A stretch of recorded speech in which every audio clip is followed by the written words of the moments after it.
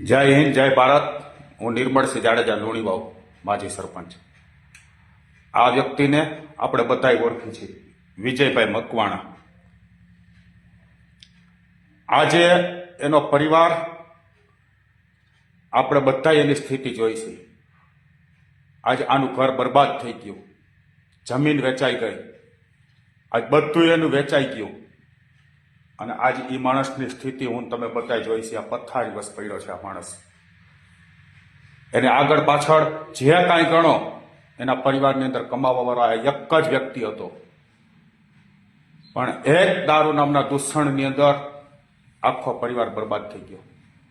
હું બધાને બે હાથ જોડીને વિનંતી કરું છું, મારા લુણીઓના તમામ સમાજના ભાઈઓને, બહેનોને, માતાઓને, વડીલોને, બધાને બે હાથ જોડીને હું વિનંતી કરું છું કે હવે લુણીઓની અંદર બીજો એક પણ પરિવાર મારે આવી રીતનો બરબાદ નથી થવા દેવો.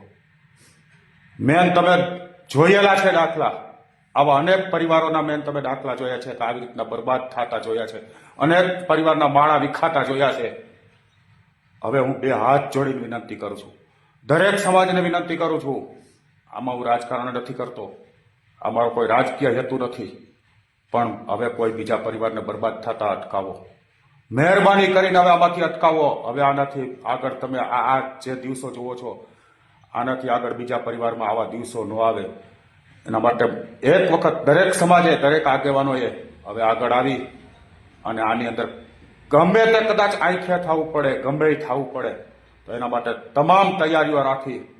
પણ હવે લુણીઓની અંદર દરેક સમાજ, મારા ભાઈઓ છે, મારા બહેનો છે, મારી માતાઓ છે, મારી કોઈ માતાઓ વિધવા ન થાય, મારી બહેન કોઈ પોતાના ભાઈ વગર ન થાય, કોઈનો પરિવારનો બાળો ન વિખાય, એના માટે તેઓ કદાચ બધાએ ઝુંબેશ ઉપાડવો પડે તો ઉપાડો, પણ લુણીવાવની અંદર હવે આ દૂષણને બંધ કરો, બંધ કરો, બંધ કરો.